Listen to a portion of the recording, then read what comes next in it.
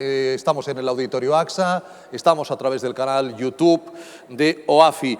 Vamos a hablar, fíjense, la artrosis en una sociedad cada vez más envejecida. Somos el segundo país, se ha dicho aquí varias veces, del mundo en edad. Bueno, pues si ahora hay los millones que hay de personas de artrosis, es lógico creer que habrá más millones a medida que vayan pasando los años, y eso va a tener unos efectos claros a nivel tanto socioeconómico como sanitario. Queremos saludar al doctor Julio Sánchez Fierro, que es abogado, es doctor en Ciencias de la Salud. Don Julio, muy buenas tardes, doctor. Hola, muy buenas tardes. Muchísimas gracias por la espera, discúlpenos, muy amable. Doctor, creo que...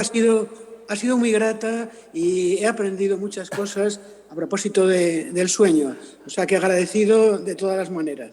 Seguramente podremos dormir algo mejor esta noche, don Julio. Creo que tiene usted una preciosa presentación para ilustrarnos acerca del efecto socioeconómico y sanitario de la artrosis en una sociedad del envejecimiento. Cuando usted quiera. Bueno, pues en primer lugar, muchísimas gracias. Buenas tardes a todos. Y lamentar profundamente no poder compartir en persona, como hubiera sido mi deseo, este congreso, al igual que he hecho ya en otros anteriores. Pero por problemas de agenda esto no ha sido posible. Quiero agradecer a los organizadores y expresar mi felicitación especialmente al doctor Vergés y a su equipo por su constante esfuerzo en favor de los pacientes con artrosis y que evidentemente lo evidencian no solamente en cada ocasión de cada uno de estos congresos, sino en su día a día y con iniciativas, algunas tan potentes como el reciente informe encuesta CAVIPA, Calidad de Vida de los Pacientes, o la reciente comparecencia del doctor Vergés en el Senado explicando a los parlamentarios dónde están las claves para afrontar esta patología de la artrosis con el mayor éxito posible. En todo caso, tal como se comentaba, yo me voy a referir a algunos aspectos que me parece que son importantes, que están en el entorno de esta patología artrósica. Es cierto que la artrosis no afecta solo a las personas mayores, pero es cierto también que las afecta de una manera especialmente intensa y más frecuente. Y también es cierto, como decía nuestro presentador hace un momento, que la población envejecida en el mundo y en particular en España es cada vez más importante. En este momento hay más de 9 millones de personas que han cumplido los 65 años y que representan casi el 20% de nuestra población. Pero dentro de muy pocos años van a ser cerca del 36% de la población. Por tanto, un colectivo singularmente relevante, máxime cuando se está produciendo una caída en la tasa de natalidad. Dicho esto, yo creo que es necesario tener en cuenta una serie de factores que acompañan el fenómeno del envejecimiento y que, por tanto, inciden también en los pacientes artrósicos mayores.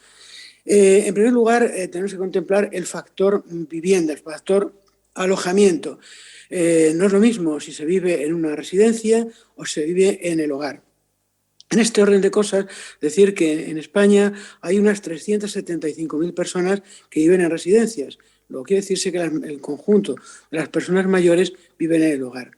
Pero aquí hay que aclarar que en el hogar existen, no todas son ventajas, también existen dificultades de accesibilidad, de falta de adecuación a la falta de movilidad que se va perdiendo como consecuencia de la artrosis y de otras patologías, pero en particular de la artrosis. El problema es especialmente grande cuando uno vive en su hogar y vive solo. Y hay 300.000 personas mayores de 65 años que viven solas. Y es, en todo caso, importantísimo tener en cuenta que las personas mayores con discapacidad vivan en una residencia o vivan en su casa, son 2,5 millones de personas en España. Creo que son cifras para poder reflexionar. Naturalmente, discapacidad va acompañada, debería ir acompañada de ayudas y de apoyo técnico en forma de protección a lo que se llaman personas dependientes. En este punto es mucho lo que hay que hacer y es mucho lo que se puede hacer. Simplemente recordar que hay 140.000 personas que están en trámite de solicitar y no haber obtenido la ayuda a pesar de ser dependientes. Por tanto, aquí hay un compromiso, una responsabilidad social de atender a estas personas. Naturalmente, el paciente artrósico, cuando es una persona mayor, que es el caso que contemplamos, es muy frecuente que padezca comorbilidades de muy distinto tipo.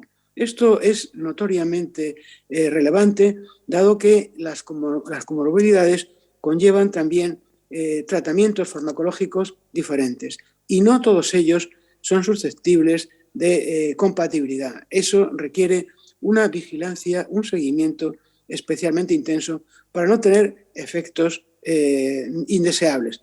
Naturalmente, el uso de los analgésicos es algo que hay que contemplar especialmente por razón de algunas patologías concomitantes. También hay que decir que las personas mayores necesitan vitalmente el relacionarse y que la sociedad de las prisas y de las nuevas tecnologías no siempre son las, diríamos, más amigables para las personas mayores. Existen, diríamos, esta sociedad que pretende estar transformada digitalmente, pero la realidad social, especialmente en el caso de los mayores, no es exactamente una realidad digitalizada. En este orden de cosas, decir que, según datos oficiales, el 60% de las personas mayores de 70 años padecen lo que se llama brecha digital, o otros, de una manera más drástica, las califican de analfabetismo digital. En todo caso, son personas que necesitan comunicarse y que necesitan comunicarse con agilidad. Naturalmente, si la sociedad está concebida solamente para digitalizados, pues problemas como es el contacto inmediato con su médico, con el médico de atención primaria o con su farmacéutico, o con una situación de emergencia en un momento dado, viene dificultada cuando estos problemas de falta de digitalización se producen.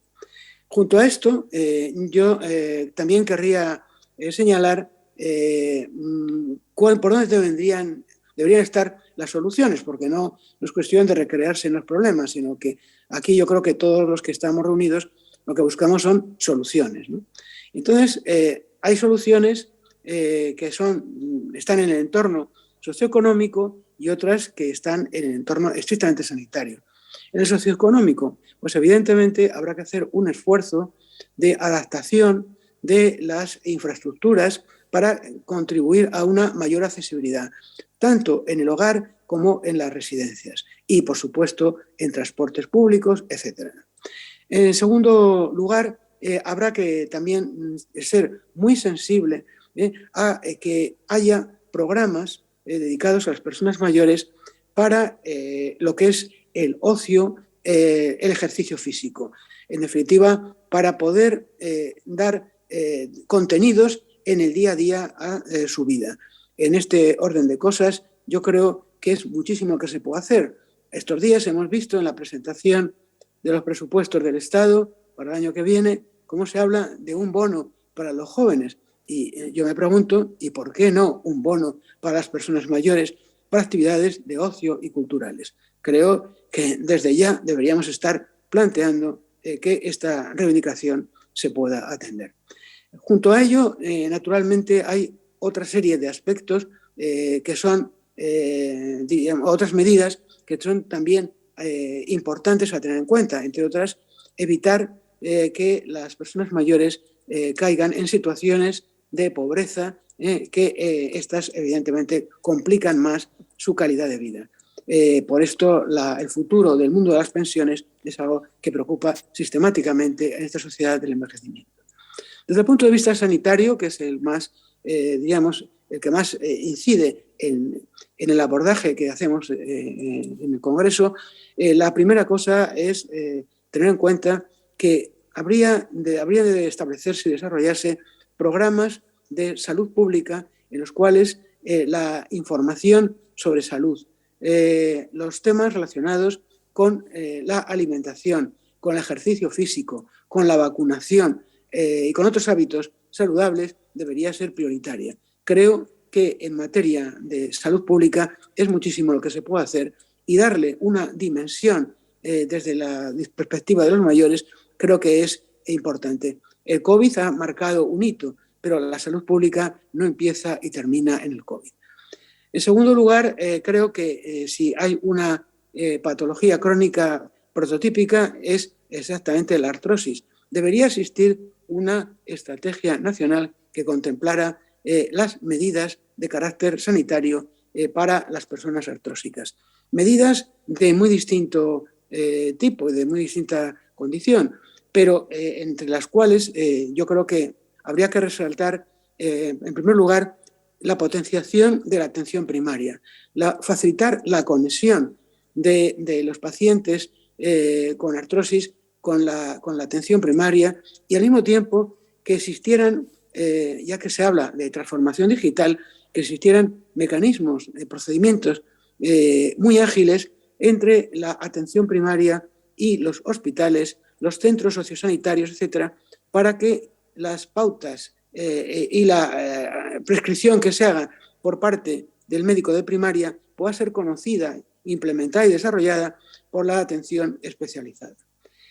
Hace falta también cuidar, y lo mencionaba antes, la dimensión farmacológica, sobre todo por el consumo frecuente de varios medicamentos simultáneamente a lo largo del día y de un día detrás de otro. Para esto es necesario también que haya no solamente información que en gran medida puede obtenerse a través de la oficina de farmacia, del farmacéutico comunitario, sino también es necesario que desde las instancias sanitarias haya preocupación por lo que se llama adherencia a la farmacia, al medicamento, o lo que otros dicen cumplimiento terapéutico, es decir, cumplir exactamente con las prescripciones que se ha hecho en cuanto al consumo. No decir, hoy me siento mejor, hoy no me tomo tal medicamento, ¿no? Entonces, el riesgo de la autoprescripción, autoindicación, es un riesgo que hay que evitar. También otro esfuerzo que debería hacerse en favor de las personas mayores, entre ellas evidentemente los artrósicos de una manera muy especial, es la llamada bioapariencia. En definitiva, que la pastillita amarilla no se convierta en azul, en verde o en otros colores en función del laboratorio que sea el que haya fabricado esa pastilla. Evidentemente, eso supone un esfuerzo del conjunto de la industria farmacéutica, que lo mismo que ha sido capaz de introducir la lectura Braille en los envases, debería hacer un esfuerzo para que el color de los medicamentos, de las pastillitas correspondientes, pues se asocien a un determinado tratamiento. Por supuesto, también debería regularse, especialmente para las personas mayores que viven solas, la entrega de medicamentos a domicilio. Y también habría que contemplar que la prestación ortoprotésica, especialmente los apoyos técnicos de muy distinta clase, que se regulen de una manera homogénea y que no sea una lotería según que se viva en Cataluña, en Andalucía, en Levante o en cualquier otro lugar. Ahí tendría que haber unos criterios mucho más homogéneos y unos sistemas de financiación que no sean una lotería. En unos sitios te subvencionan con X y que en otros te subvencionan con X menos no sé cuánto. Por tanto, ahí hay un esfuerzo también importante por hacer. Y por no agotar mucho más el tiempo y la paciencia de ustedes, también señalar la necesidad de que en la ley de dependencia pues, se regule las ayudas técnicas y las ayudas a domicilio a las personas que padecen problemas de movilidad y problemas de discapacidad. Creo que esto es muy importante en este momento. No hay una cartera debidamente homogénea y establecida y que evidentemente esto se debe en gran medida a problemas de financiación resueltos de manera distinta en cada uno de los lugares de España. Creo que aquí también en este orden de cosas habría bastante trabajo por hacer. En definitiva, esta es una agenda muy resumida de lo que se podría hacer y que bastaría con atender una parte de estos planteamientos, de estas peticiones, para que la calidad de vida, que en definitiva es lo que nos importa de las personas, artrósicas, sobre todo si son artrósicas y además son mayores, pues vean un horizonte de esperanza y de confianza. Y por mi parte nada más, dar las gracias a todos por su atención y desear toda clase de éxitos a este congreso. Quedo, por supuesto, a disposición de todos ustedes para cuando sea el turno de debate. Muchísimas gracias, doctor. Y aquí hay alguien que le quiere saludar, el presidente de OAFI, el doctor Vergés. Nada, Julio, muchísimas gracias que hayas tenido tiempo de estar con nosotros, muy agradecido. Bueno, comentar que don Julio Sánchez Fierro es un gran experto en derecho sanitario y que ha tenido pues, cargos de responsabilidad y ha sido secretario de Estado, secretario de Sanidad, o sea, del Ministerio de Sanidad, pues es una persona muy cualificada y es una persona, en fin, que de un gran valor, dijéramos, técnico y que realmente pues, siempre nos ha apoyado la Fundación. Muchísimas gracias, Julio. Nada más era hacerte este pequeño comentario y muy agradecido. No, agradecidos a vosotros. Un abrazo, doctor. Hasta pronto. Gracias.